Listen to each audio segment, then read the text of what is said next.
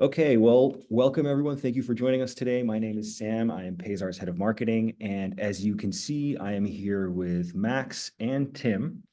And today we're going to be talking about the year-end close, which I'm not a payroll person, I'm a marketing person, but I know that this is kind of a dramatic time of year for payroll. I hear it's pretty complicated. I hear that lots of overtime is done and that it's quite stressful.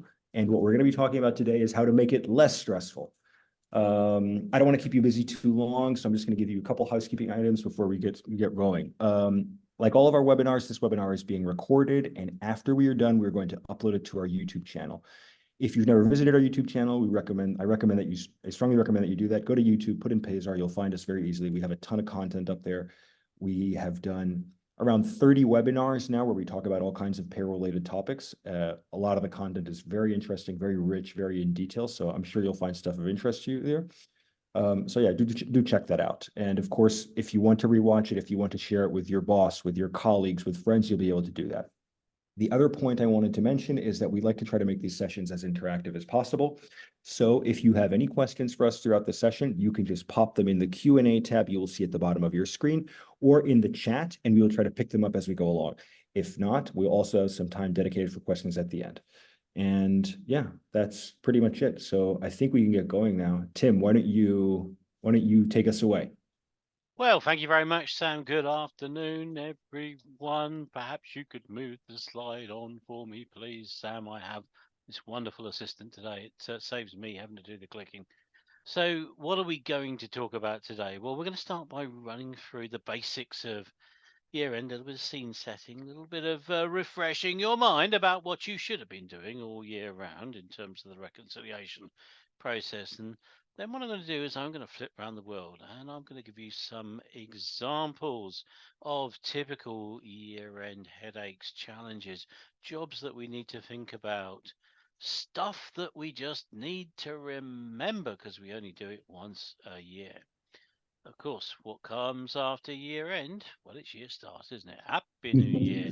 And we'll just have a few things to say about what to do at the beginning of the new year as well. And then we'll wrap up with a few questions and answers, hopefully, from you guys. So, next slide, please. I'm going to start by being a little bit controversial here. So, just how much work is year end anymore? Now that many countries have regular electronic filings of data, uh, the purpose of that is to give revenue authorities and governments generally around the world more accurate information in real time as to what's happening on your payrolls. And of course, one of the happy spin offs from that has been that the traditional top heavy year end returns have, to a certain extent, been made redundant. But of course, my mantra on that is that that means that every month is a year end, in effect. All of those things that you used to get away with not doing until the end of the year, now you've got to do them every month instead to keep your payroll as accurate as possible. So, Tim, next year, does that also mean that you celebrate New Year's Eve every month then with a bottle of champagne? New Year's Eve every month. And Max has Okay. used a really good word there, celebrate. One of the things I do think that you guys should do is throw a party at the end of year end. So have that scheduled into the diary. Once we've got everything done and we've moved into the new year, have a party in the payroll department and celebrate your hard work and achievements over the previous year. So, year-end certificates, not so common these days, no longer potentially issued by as many employers around the globe. Instead, what are our employees expected to do? They're expected to do it themselves, aren't they, from revenue authority websites. We, of course, being the masters of everything when it comes to payroll, are often the people who are asked the questions of, how do I do this? So, do you know how to actually do that on the particular countries that you are processing? And can you give your employees hints and tips on how to create their own personal tax accounts? Often it starts with the word my. My account is often a common way of describing this. There is a very simple mantra with government services that start with the word my. If you come across a government service that starts with the word my, you are doing all the work. So whenever you see that, remember, it'll be either you or the employees doing all the work. Next slide, please, Sam. So we're going to finish off the year by, of course, clearing down values from our payroll software potentially. One area to look out for is if you have one of those pay cycles that are based on weeks, so either weekly, fortnightly, where people are paid every 2 weeks, or even the lunar payrolls where they're paid every 4 weeks. That means that you're potentially going to walk into, in some years, what's known as a week 53, a week 54, or a week 56 situation, depending on which one of those three that you're using. And that will happen when payday falls on the 31st of December, or if it's a leap year, as it is next year, the 30th of December. So consider the position, for example, in the Republic of Ireland, where if this occurs, those lucky employees who are in this position, they get 1 extra week, 2 weeks, or even 4 weeks worth of tax allowance, the tax credits in Ireland. And you know what? They get to keep it as well. They're better off than monthly paid employees. And we need to ensure that those special weeks are recorded correctly because, again, sticking with the Republic of Ireland, they mustn't create insurable weeks for the social insurance system. Many of you will be operating payrolls in jurisdictions where the tax calculation is done on a per pay period basis. In other words, we simply look at the earnings for this particular pay period. But of course, if we have peaks or troughs in income, then that might mean that when we get to the end of the year, we may have significantly overpaid or indeed underpaid tax.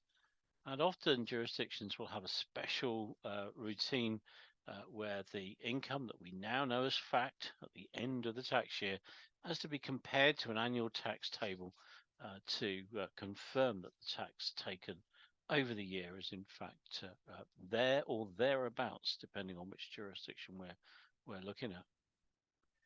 Think about whether you've got any of those special groups of people on your payroll. So people like company directors, for example, where there may be special checks that you have to perform on those particular records. Directors are a common theme here because they do have the power to set their own remuneration, and therefore, let's not be too bold about this, but they can cook the books. Basically, they can manipulate the system to their advantage, and that's why the special checks exist to ensure that actually hasn't happened. So Tim, this probably is around everybody's equal, but some are more equal. Exactly, absolutely. Think about whether there are any payments that have been made out to people who are not on your payroll, but who do need to be reported at the end of the year. This is certainly a task that you may not be directly involved with, but you might be encouraging your colleagues in the finance section to actually perform those checks. Finally, think about your own company's requirements and what does a payroll software system do during the year? Well, it accrues balances, doesn't it? Balances of pay, balances of deduction. And when we get to the end of the year, we want to clear those balances down. But do you have any balances that are linked to a company year rather than the calendar year? So do you need to make sure that those ones don't clear down? Whereas everything else does. So think about those requirements. Have you taken on any new pension plans, for example, in the year where their year might be different to the calendar year? Next slide, please, Sam. Now, this is one of my absolute passionate messages to all payrollers out there. The three-way payroll reconciliation. This is what you should all be doing. Simple versions of this wherever you may be payrolling around the globe. And in order for us to have a properly reconciled and balanced payroll, we need to do a three-way comparison. So we need to compare the total amount of cash that we have physically paid the tax authorities with the statutory totals to date for those deductions that we've sent over on the regular submissions of data and indeed on any year-end submission. And then we need to check our accounts. Now, remember your double entry bookkeeping. We have control accounts, and what happens when we run a payroll is that we take a tax deduction off an individual. It gets posted as a credit to their tax control account. When we pay the revenue authority, that places a debit for the same amount of money on the control account, and hey presto, our account reconciles back to a zero balance. So the third part of that reconciliation, we need to look at all of the accounting transactions that have definitely happened to date, and then all of the ones that we know are going to happen in the future. And once all of those have gone through, do we get back to a zero balance? If we don't, then we're not reconciled, and there must be something else that needs to be done. And Tim, Next. would you kind of recommend that you don't wait until year end to do a reconciliation, but do it period over period, or at least on a quarterly basis, not to get squeezed at the end of the tax year, which mostly is December? You must absolutely fervently do it on a monthly basis. I wouldn't even do it on a quarterly basis, unless you're in one of those jurisdictions maybe where the payment itself is only made quarterly to the authorities. If we take Norway as an example, their taxes are paid every other month. So there I would do my reconciliation every 2 months, because I don't want to make the reconciliation too difficult. I want to try and more or less match the transactions as they are going out of the bank account. But this is absolutely not something to leave until the end of the year. Now, I'm old enough to remember accounting systems when we had ledger cards, and those were big, stiff cards of paper that were stuck in Olivetti accounting machines, and you had to tick off all the transactions with pencil. You weren't allowed to use pen. It was a very good discipline, but it was a job that took a day and a half, 2 days a month to do all of the control accounts. That was because we didn't have tools like Excel and all the wonderful things that you guys have today. Undo functionality as well, Tim, or a little eraser or Control Z. Exactly. This is the old boy saying, "You don't know when you're born, you youngsters." Look at how many great tools you have now to make this job so much easier for you than it was 30, 40, 50 years ago. So if you're too busy to do this, no, you're not. This is one of your primary responsibilities, I would suggest, because if you're not doing this reconciliation, then you're not balanced, and you're not able to spot things going wrong as and when they do go wrong. Exactly, Tim. And if I think back of my reconciliations back in the days, I might say, Tim, I had 2 guilty pleasures around December, which was listening to Last Christmas Wham and finding out that the last payroll reconciliation actually balanced out the thrill of seeing a zero. When you've reconciled all these threes, was a true guilty pleasure. I was jumping out of joy if it was a zero. And that's as it should be, Max. Yes. It should be for the rest of you as well. Otherwise, it would have been my last Christmas, Tim. Exactly. We want that satisfaction of a job well done and proved at the end of the year. Okay, you've done the reconciliation, and unfortunately you are not sambering down the aisles like Max. Instead, we have an imbalance. What are we going to do about that? Well, the areas where this is going to happen, where perhaps there's been a problem, anyone who's been over or underpaid and it's been corrected manually, tax deductions, social insurance deductions, where an error has happened and there's been a manual correction of some sort, maybe we had that new starter who didn't quite make the payroll cutoff, but some director came down, breathing down your neck and insisting that you issued an emergency payment for this person. And of course, there are always levers in that situation, aren't there? And, with the best will in the world, let's be honest again, people get fired, don't they? And it is our priority to ease their passage out of the organization as quickly as possible. We can't moan and whinge. No, you've got to wait until the next month before we put that through. That's not professional. We've got to be able to facilitate this. So there always will be these activities that have happened maybe outside of the main payroll run in some sort of non-standard way. They're going to be the areas to look at, because those are almost certainly where issues have gone wrong. Have people posted the necessary correcting accounting journals? Have they done half a correction? That's usually the cause of some error. You started to do the correction, maybe you got the totals to date right on the payroll, but maybe you didn't manage to actually produce the accounting journal that posted the correct numbers into the book. So that's where I would check for any of those problems first. Next slide, please, Sam. So some global trends on year end. What is happening globally? Well, we are seeing the end of the line by line traditional year end report. Governments and tax authorities are realizing that because they get the regular transmission of pay data each pay period, they can build the employee's record from there. Do they really need to repeat everything at the end of the year? And tax year end certificates, one's so important for employees when they were completing their tax returns. Are those certificates still absolutely necessary to issue out to people? Because, as I said, there's usually the same information available on some form of online personal tax account. People can build their own data. Ireland, for example, dropped the P60 certificate 4 years ago.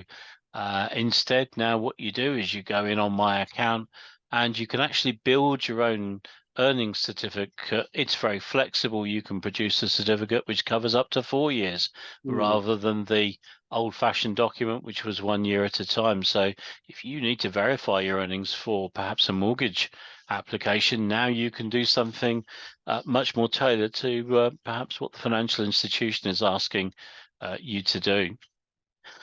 We do need to be mindful that annual reporting requirements aren't just about tax. They often cover social security contributions, but also other charges where the government's trying to encourage a certain behavior in an employer. So disability penalty charges where employers haven't hired enough disabled employees. And other aspects of the payroll as well. So all of that perhaps providing the evidence for how much work is year end anymore? But I'm still sticking with that statement. Year end is every month now, so it's 12 times as much work. It's just if we do it right in those 12 times, then year end itself should be nice and peaceful. A breeze, as we say. Sam, I think we need the next slide.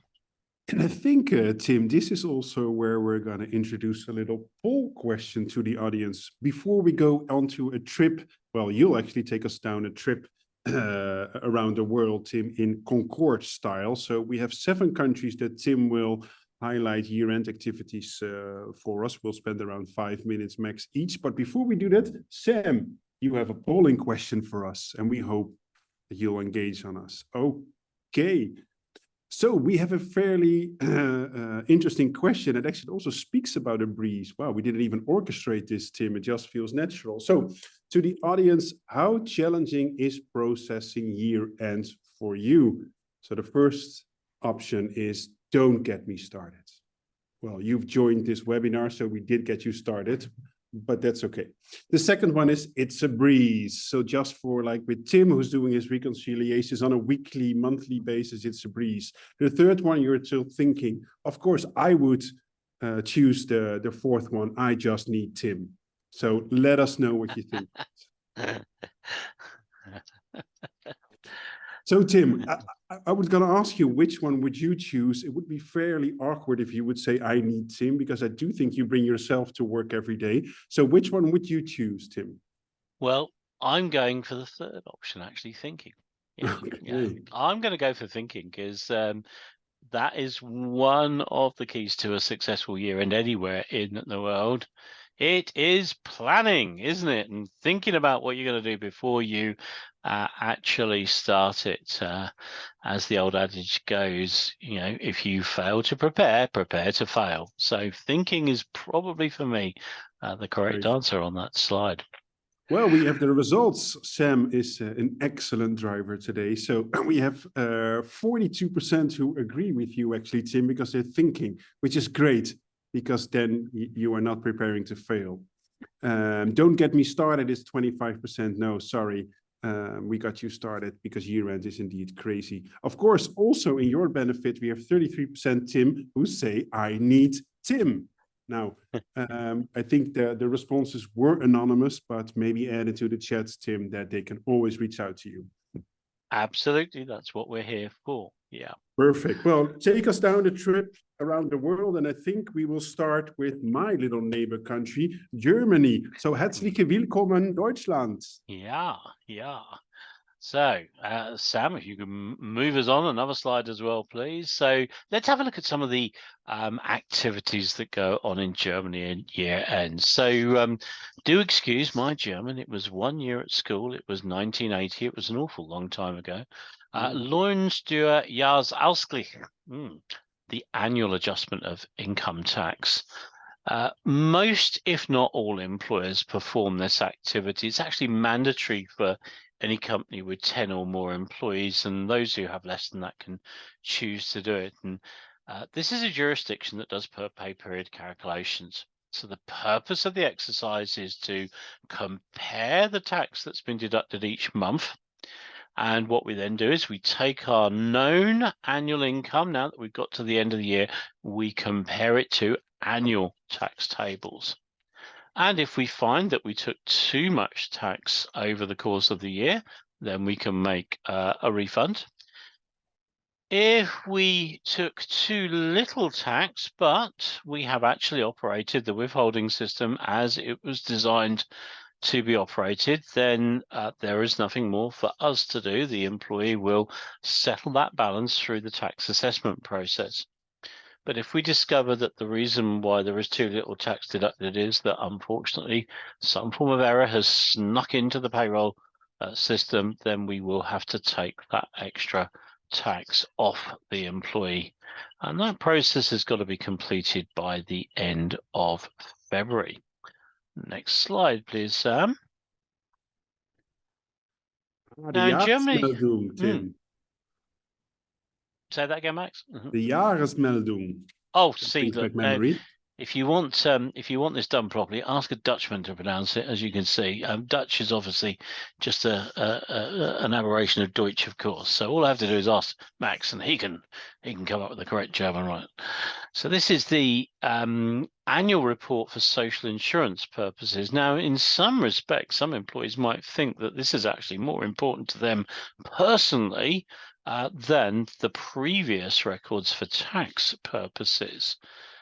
It is a report for the calendar year for anyone who has been is in post on the 31st of December and will be in post in the next year on at least the 1st of January.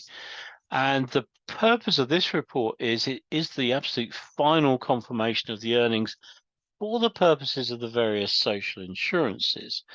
So it's not actually the real earnings of the individuals if they're high earners, because it will only report the earnings up to the various social insurance ceilings. This is what is going to be used by the government to actually create down the line, when the time comes, payments such as state pension, unemployment benefits to individuals, etc. So that's why I say that for them, the individual employees, this could be the more important document. And as part of it, we do need to provide a copy to the employee. The deadline for submission, middle of February, so 6 weeks odd to do this. Got to be done by the 15th of February 2024. Next slide, Sam, please. Now, Germany has the Ausgleichsabgabe. That's an awful pronunciation, but this is Germany's way of giving companies a nudge to hire people from the disabled community. And this is not unique to Germany. There are many jurisdictions around the world that will have a scheme like this.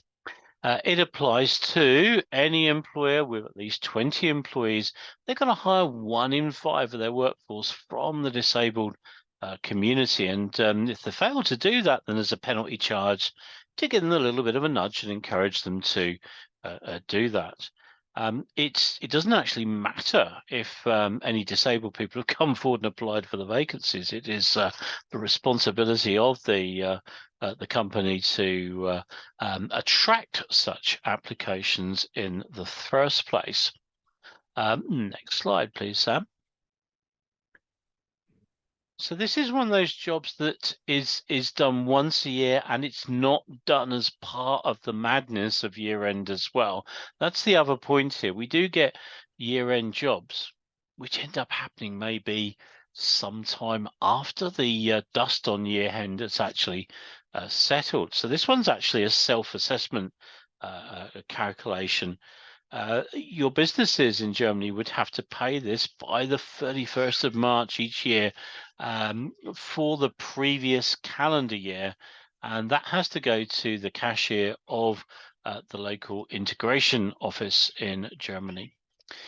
It is also a requirement that a list of all the disabled employees who've been included in the calculation are actually provided every year by the 1st of April to the Works Council. Some jurisdictions would look at that in horror and say, this is confidential personal information. We shouldn't be sharing this with anyone else. But in Germany, it's absolutely important that these things are open above board, and the Works Council can check that the employer has actually managed to meet its requirements here. Don't pay them late, because they will charge you more for that. It's a penalty of 1% per late month. Now, it may That's be general, right, Tim, around the world, that if you pay late within a period, you'll get it's going to cost you warning money, or a isn't it? fine. Yeah, it is going to cost you money, so don't pay them late. Now, it may be that your business is either struggling to get applications from the disabled community, or you just simply don't have the sorts of jobs that appeal to disabled people. What's going to happen then? Well, good news, you can get your bill down by up to 50% by simply buying goods and services provided by special workshops that have been set up to provide employment for the disabled. But now you can see that we've gone out of payroll. Where are we going to get the information on this? It's going to have to come from our finance colleagues looking at invoices that have come in that we paid from such companies. So to actually run a successful exercise here, it's highly likely that we're going to have to work in tandem with other colleagues from different parts of the business. Next slide, please. 2, in fact, if we move on to Luxembourg. We are, of course, in the center of Europe now, and we have an interesting concept here. The ECSP, which is the electronic transmission of the Extrait des comptes salaires et pensions. And the reason why I brought this one to your attention is really just to flag up the how these electronic submissions are being processed. So this is the annual return that needs to be done in Luxembourg. It has a deadline of the 1st of March after the end of the financial year. You can do the submission either through an XML file or perhaps rather tediously through direct entry using an online entry wizard. But of course, this goes through the My Guichet portal. Next slide, please, Sam. Now, here's the tricky bit. to be able to do this electronically, which of course is what you guys all want to do, we need to be able to submit it through software that holds what's known as a Lux Trust certificate. Lux Trust are a public company in Luxembourg, and they are there to provide basically online secure access to government services, but also to other private partners such as the banks and the insurance companies. And what do? They certify the product that allows the payroll to access the guichet portal. So make sure your payroll provider has got their certificate and it is kept up to date. Next slide, please, Sam. So getting into my guichet, we will need to have access to a Lux Trust certificate. It has to be activated online on the Lux Trust website. We can then download some Lux Trust middleware, and that will allow us to communicate accurately with the My Guichet portal, where all of our payroll electronic submissions can be made. If you are having a problem with any year-end submissions, this is one of those obvious things to check. Have we got some sort of operating certificate that the software needs in order to get into the software, which has expired? It's out of date. Remember, some of these jobs, we only do them once a year. We may well have forgotten that the registration needs to be actually renewed. Next slide, please, Sam. So on the Luxembourg annual return, it is a very detailed return. It's a line-by-line return of employees' pay, the social insurance, any deductions they've claimed from income, and the tax deducted as well. But it does also have to provide quite a detailed summary on the overtime hours that have been paid, and also for any night work and weekend working as well. So it's quite a detailed report to submit. They are very helpful in Luxembourg. They do provide a very detailed technical guide in English if you wanted to have a go at this yourself. But as I say on my slide, it's probably best to leave it to your payroll provider to actually have a stab at this one. This probably isn't one to consider for a DIY approach. Let's have our next slide, please, Sam. And in fact, the one after that as well. Now, moving on to the frozen north, what is Father Christmas doing at the moment? Packing the sleigh, but he's also thinking about reporting pensionable earnings for the elves as well. So reporting is not just about statutory deductions such as tax and social insurance. In Finland, there's a requirement to provide a pension, but there are many different ways of meeting that requirement for a number of private pension and insurance companies. And it's down to employers to decide how they report, whether they do this monthly or annually. Most companies in Finland choose to do it annually. And that annual report needs to be done by the 31st of January. So again, quite a narrow window to get that report out. There are a number of different ways to actually submit the report. Best to speak to your insurance or pension company first, but it could be through their system or through what's known as the Divi system, or even the Palka system, which is used for other payroll reporting as well. Don't miss that deadline, as we said, because it'll push up the bill by a fairly significant amount. And what will then happen is, from that report of pensionable earnings, the actual payment of contributions gets driven on a monthly basis through your pension company, actually issuing an invoice that is based on the previous year's estimate of earnings, and then there'll be a truing up invoice after the end of the year. Note that interest charged on late payments, that's just something else to remind you all about. Those figures have been pushing up over the last year as interest rates rise around the globe, and they can be quite a significant penalty for a company to face. Well, I think we've got something else coming up, haven't we now, Max? We do. Oh, I thought we had a Although polling not question. technically year end yet, Tim, but probably center our tips around preparing for year end, right? Oh, absolutely. So make sure that all of these reports are ready to rock and roll. We've moved on to the UK now. Now, the UK doesn't finish on the 31st of December, but it is a good example of a country to bring to your attention, because the way the PAYE works in the UK, it's calculated on a cumulative basis. So our tax is calculated looking at the income for the year to date, and the tax allowance is also spread over the year to date. So it means that any point in time, you should have paid the correct tax to within 20 pence of what your annual bill is likely to be. And of course, there is a point to all of this.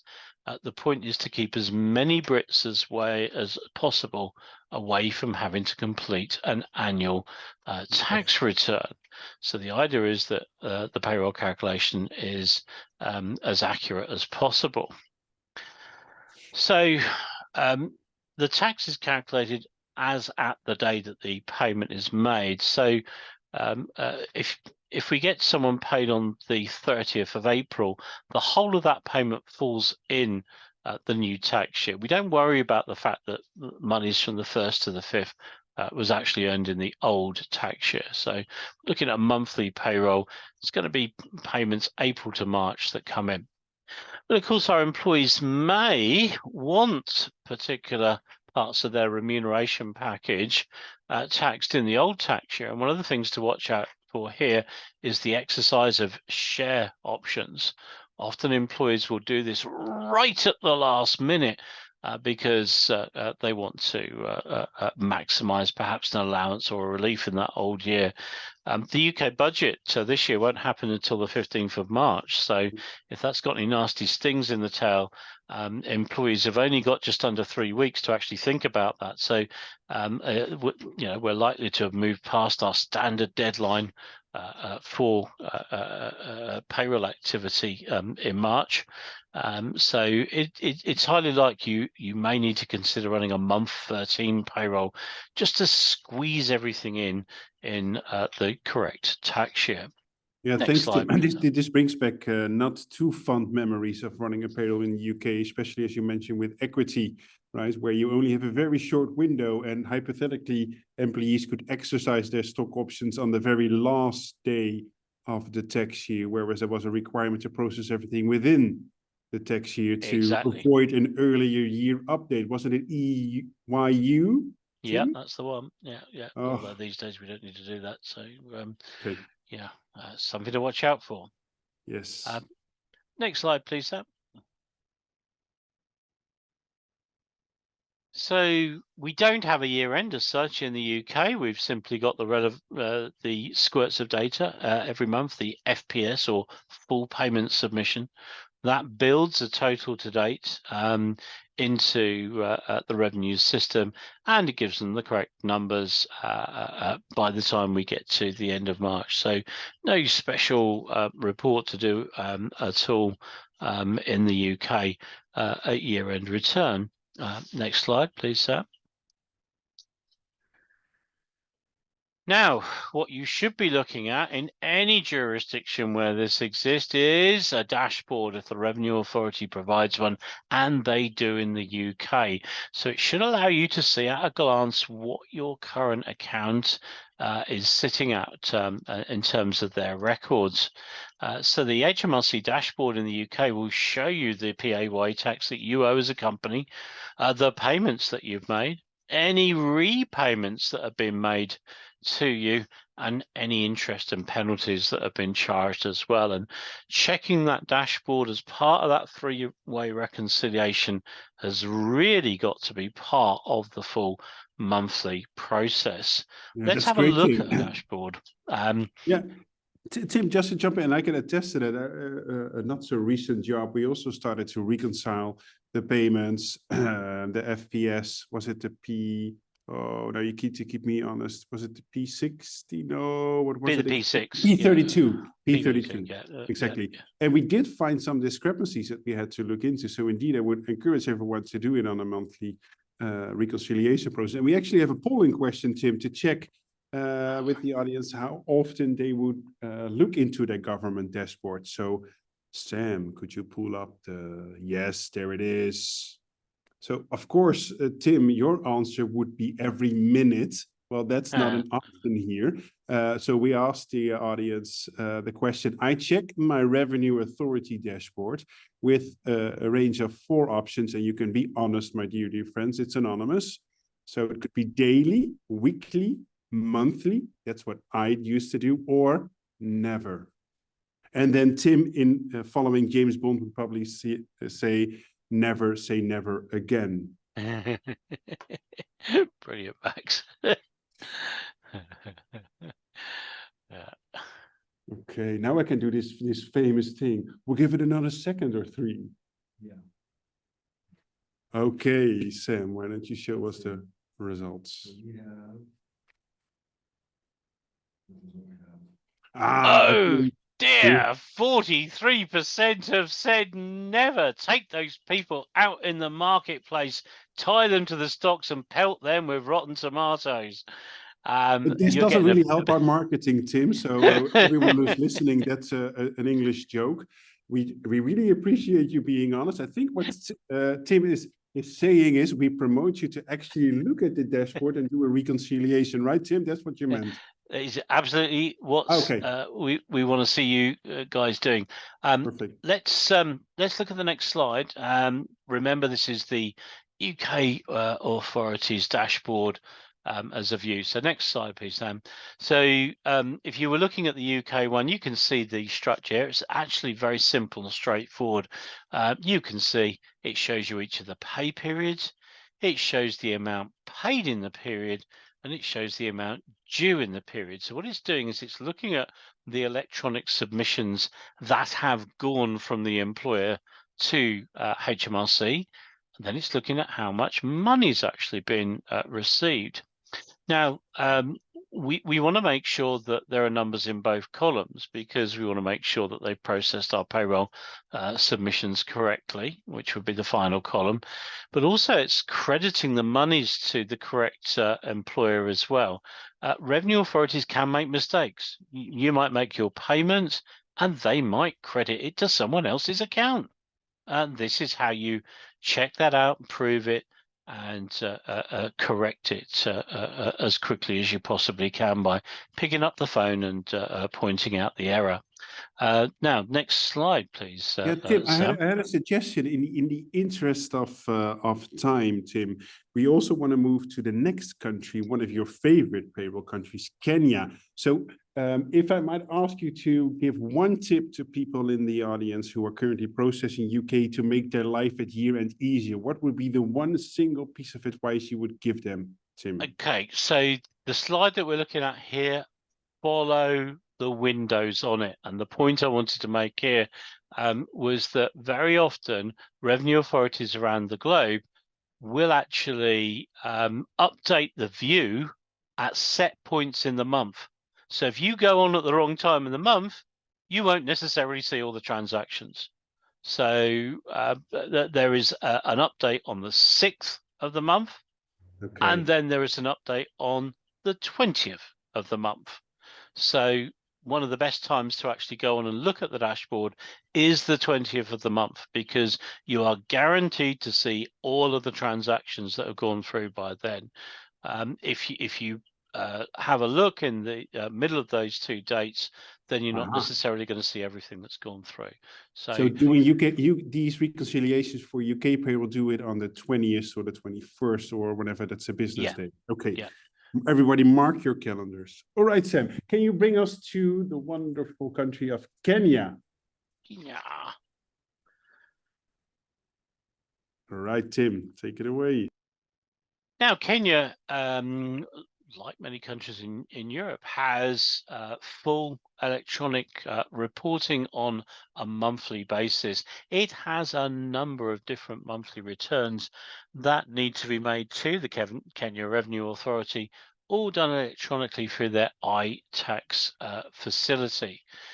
So we have Form 10, which is the employer summary of all of the remittances that we've made, and we include the payment dates on that. So when we sent the money to them, we have the Form P10A. That is the line-by-line report for each employee, showing the tax that's been deducted for each employee. And we also have the fringe benefit tax return as well, should we have fringe tax benefit in our Kenya operation. Not all Kenyan payrolls will actually have that within the payroll.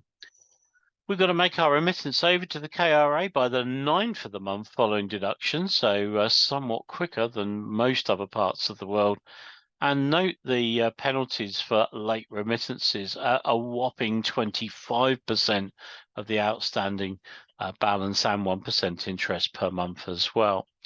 Now, remember, if you have very small payrolls under your wing, one of the other things to just think about, do I need to do a nil return for any of those payrolls as well?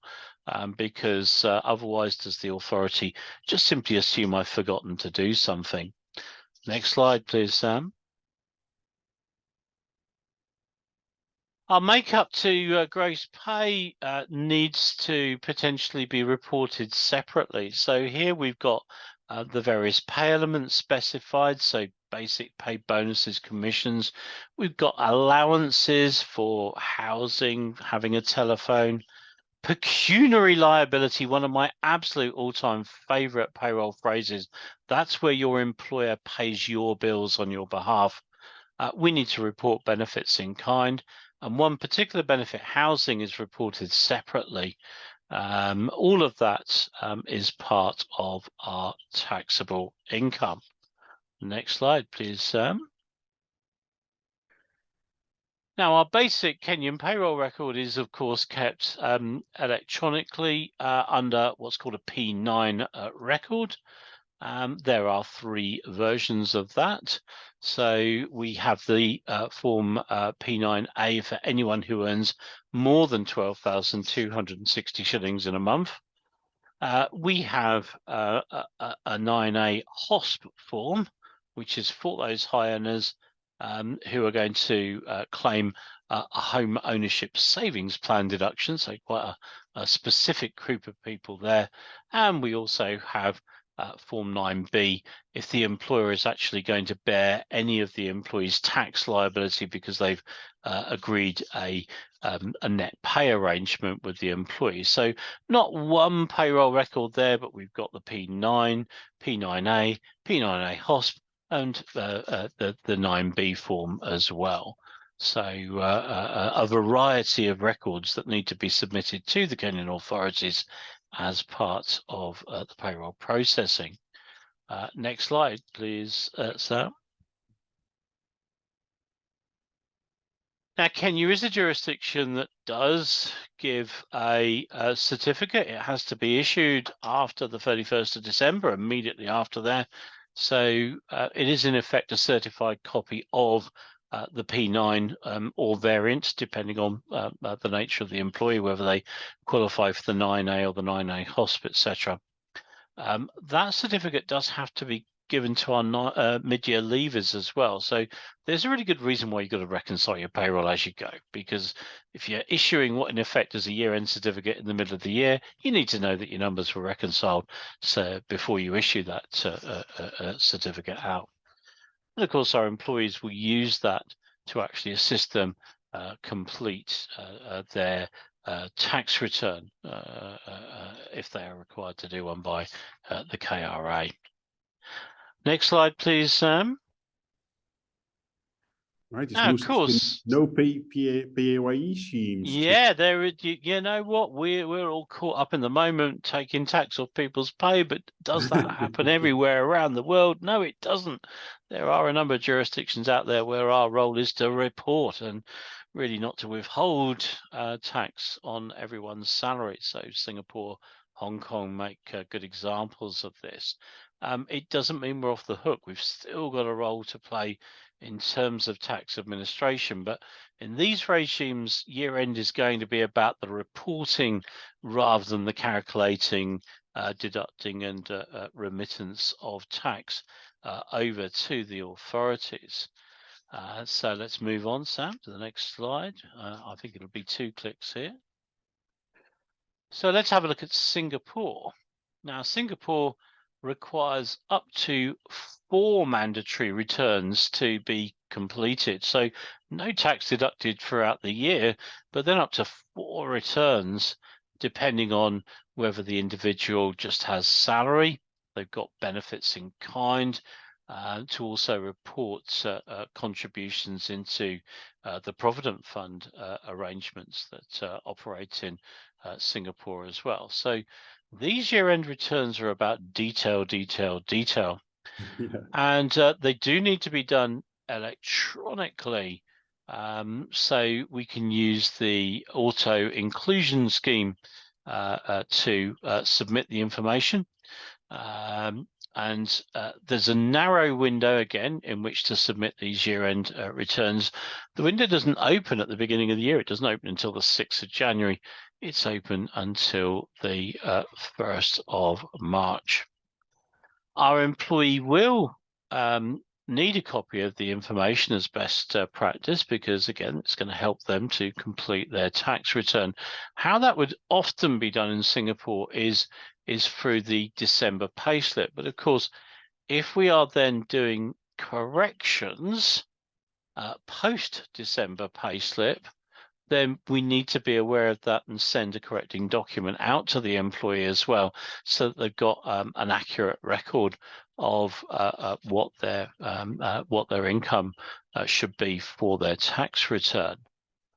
So next slide, please, Sam. So here are those reports. We've got the IRA for the pay, the Appendix AA for the benefits in kind, 8B for shares and share options. There's that subject raising its head again. It's always one of those areas we need to be thinking about when we're preparing for year end. Is there anything special we need to do for shares and share options? They're probably one of the most challenging parts of the international payroll landscape, Max, I think. Yes, and especially getting timely, accurate data, FX rate conversions, taxability arrangements, it's fairly difficult. Which also reminds me, Tim, the tax clearance process, which isn't typically year-end, but at leaving the company at Singapore to withhold all monies. But that was also a fairly complex process. Yes, because if people are leaving the country, then unless tax clearance is received, you can't pay them until you've got that, in case they skip the country and don't pay their bill.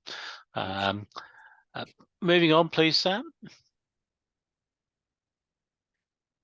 So the standard return, the IRA return in Singapore, very detailed breakdown of the pay. So we're going to need bonuses separately, cash allowances separately, directors' fees separately. If we paid people lump sums for leaving our employment, we're going to need to show a split on those between tax-free and taxable termination payments as well. So make sure your payroll system has got the necessary detail recorded on it. Next slide, please, Sam. And again, yeah. Now, most revenue authorities in the world want to be Mexico, because Mexico has one of the most detailed electronic reporting arrangements in the world. Now, Mexico doesn't need a formal payroll year end anymore because of the quality of the electronic reporting on a monthly basis, but it does have this report that needs to be done, the Balanza 13.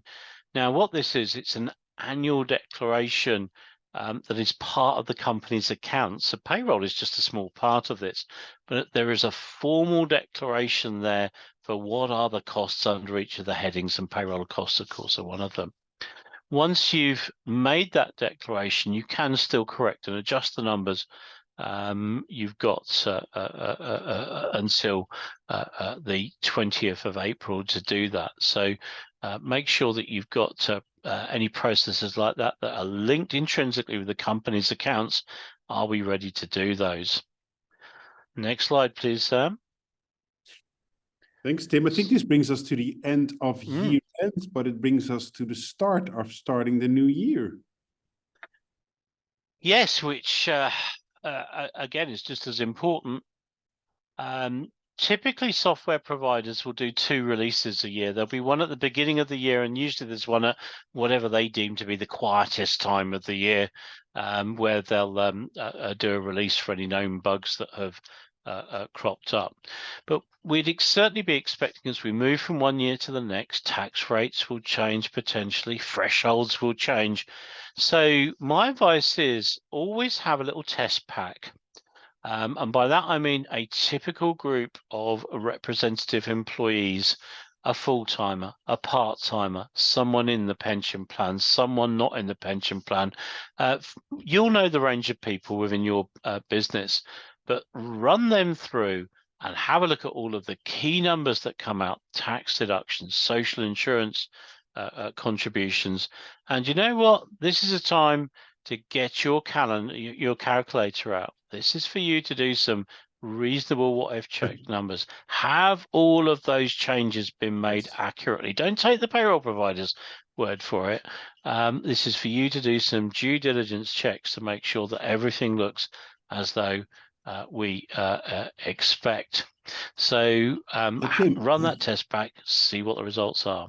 This brings back memories, Tim, especially those company-specific parts, typically of social security premiums on the employer and perhaps on the employee side. I remember when I worked at PwC and I supported audits at year end and year start, where the statutory auditors were there. I was doing payroll audit. That was indeed the first thing I would do.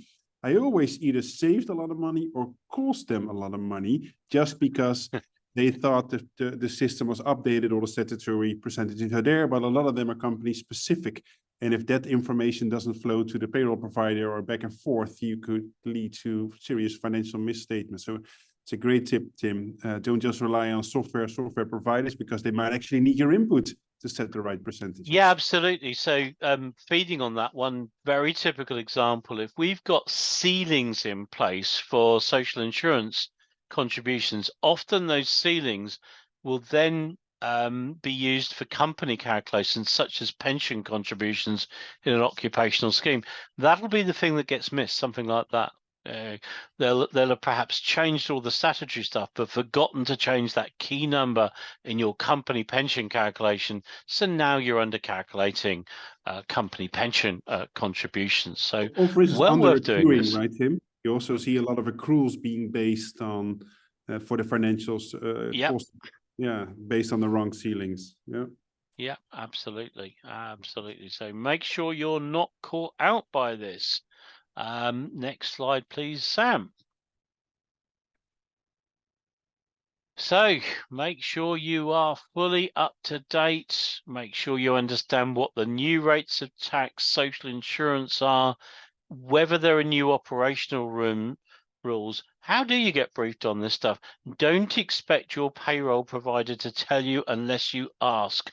The amount of times I have heard a client wail, "They didn't tell me that," to which the payroll provider answered, "Boof, you didn't ask me. Why would I answer a question I have not been asked?"